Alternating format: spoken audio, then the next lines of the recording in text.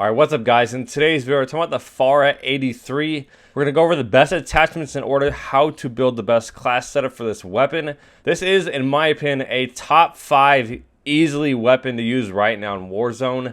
The FFAR was nerfed, and in my opinion, this is the replacement of it. This is the best close range weapon to use right now in Warzone. So we're going to take a look at the time to kill compared to the other top weapons.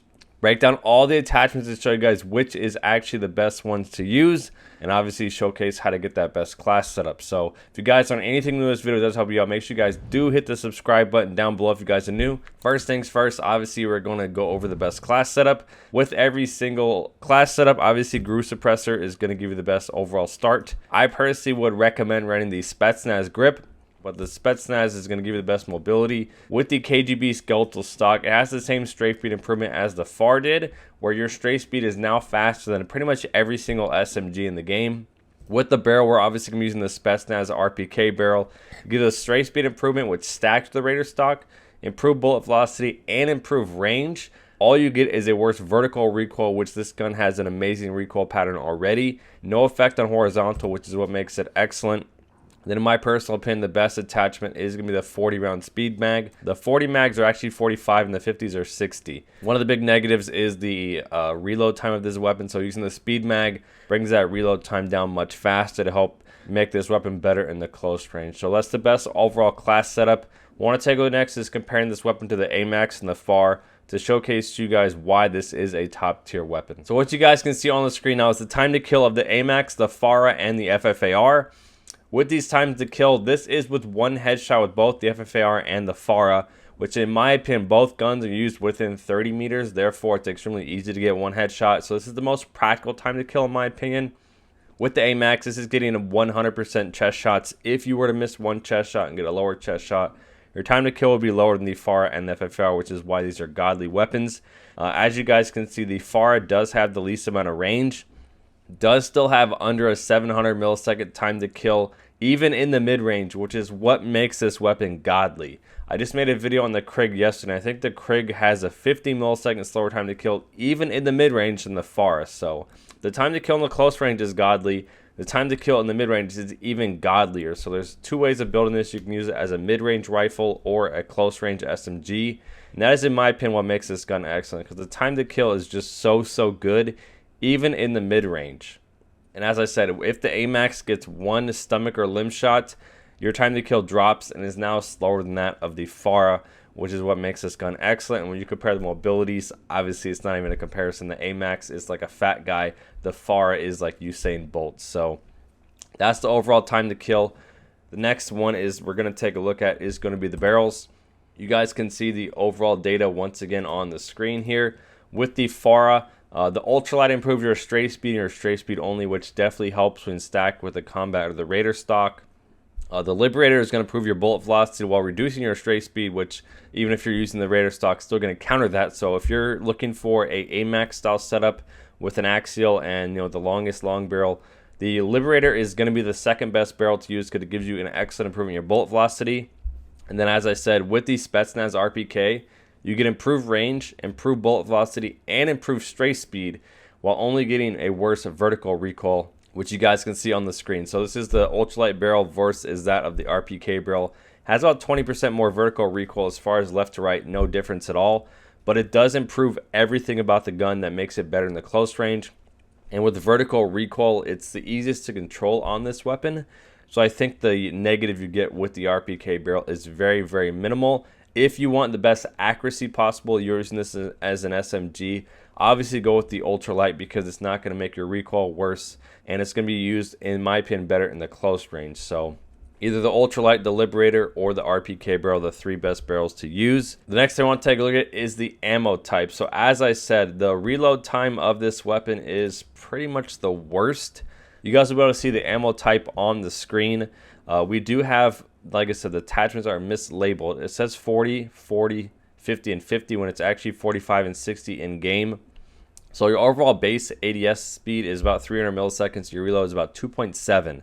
So your reload is absolutely horrendous. Like 2.7 is like one of the slowest, if not the slowest reloading ARs. So if you are using just the 30 round mag for an SMG, the tape mags or the fast mag is going to have no effect on your ADS, while improving your reload speed by 40%, which is excellent.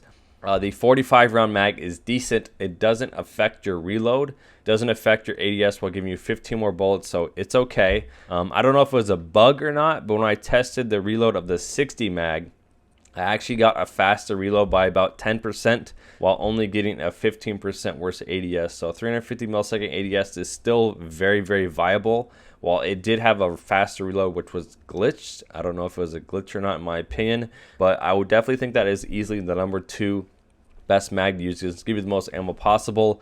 But the 45 fast mag has the same ADS as the 60 mag while having a 33% faster reload time. So you do get less ammo, but you improve the gun where it's the worst, which is in the reload time. And as I said, this is a close range weapon, so having the fastest reload possible is definitely what you're going to need. And your 2 at 1.8 seconds was the old reload time of the FFAR. So if you're trying to make the Fara the old FFAR before the nerf, this is the best way to do it. And as I said, the 45 round fast mag is going to be excellent.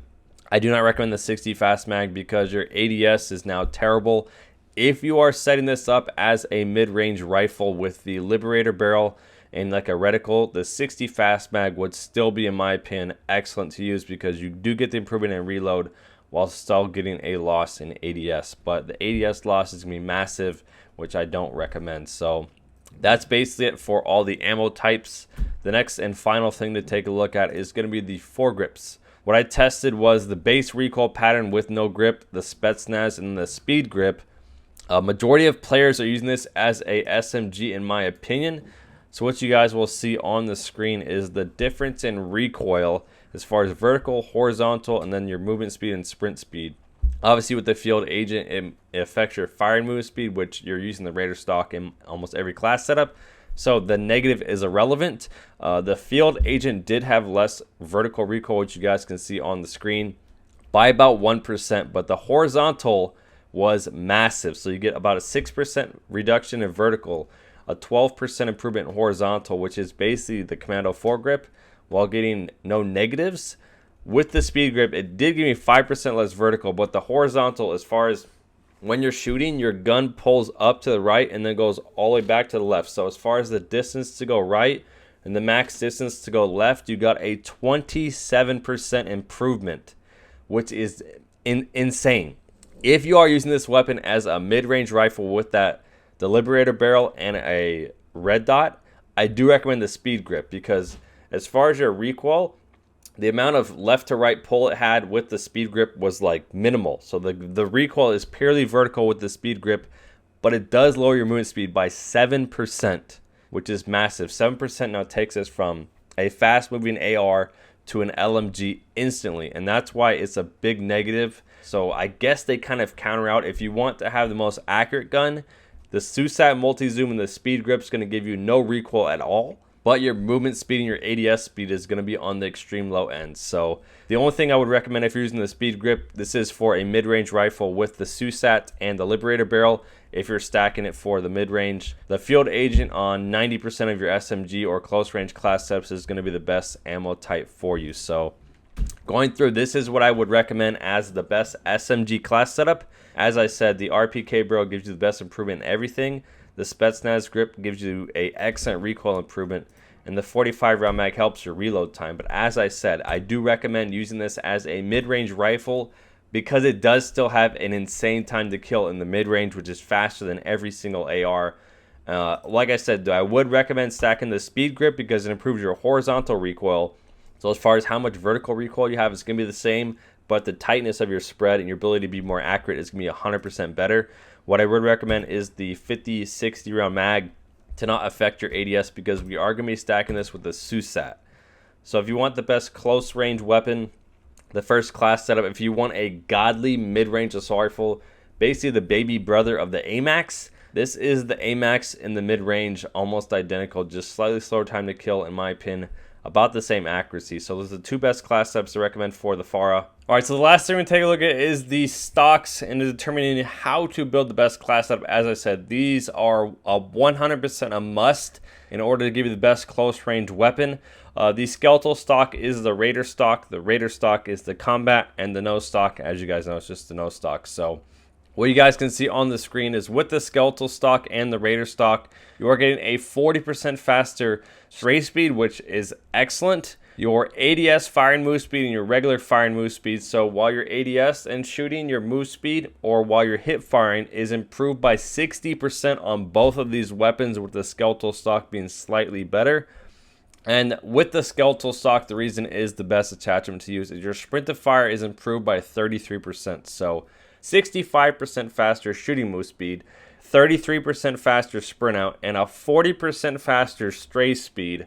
Like, those numbers alone, I don't have to say anything more. The skeletal stock is godly. Your hip fire is 60% worse, which is a big negative, but to get a worse hip fire while getting improved overall ability to be the best close range weapon, in my opinion, is an excellent trade-off. With the raider stock, you are getting an improvement in the shooting move speed and the stray speed, with no improvement in sprint to fire. So it's still a good attachment in my opinion, because the shooting move speed and the stray speed is top tier, and the hip fire is only 10% worse, which you won't notice. So the raider stock still excellent. And then with the no stock, 33% faster sprint out with no improvement in your stray speed or shooting move speed. It's okay. The shooting move speed and the stray speed improvement with the stocks is definitely 100% what you're going to notice. Definitely the no stock is still okay, but I would take the skeletal stock as easy number one, raider stock as a close second. That's pretty much it for the stocks. That's going to wrap up the final video for you guys. As I said, this is what I recommend as the number one class setup. The Spetsnaz RPK, Gru Suppressor, Spetsnaz Grip, skeletal stock, and the 45 round speed mag. That's the best close range weapon. The reason this weapon is so versatile and the reason I think it's top tier is because it is versatile. It can do a lot of things. If you want a good mid-range rifle similar to that of the Amax, you want to run the 60 round mag with the speed grip, with the liberated barrel and the Gru Suppressor to get the best bullet velocity and the best recoil. And when you stack those attached with that SUSAT multi-zoom, your recoil is going to be very minimal while having a very good bullet velocity, much better than that of the AMAX. So this would be the mid-range class up in my opinion versus that of the close range. So that's pretty much it for the video. Hopefully you guys did enjoy. If you are new and you have not subscribed yet, click the subscribe button down below. If anything in the video did help you out and make a better class setup. If anything in the video did help you out, you want to make sure you guys leave a like and leave a comment down below what you guys think. Is this the new best gun to use right now in Warzone? Hopefully you guys enjoyed. I'll see you.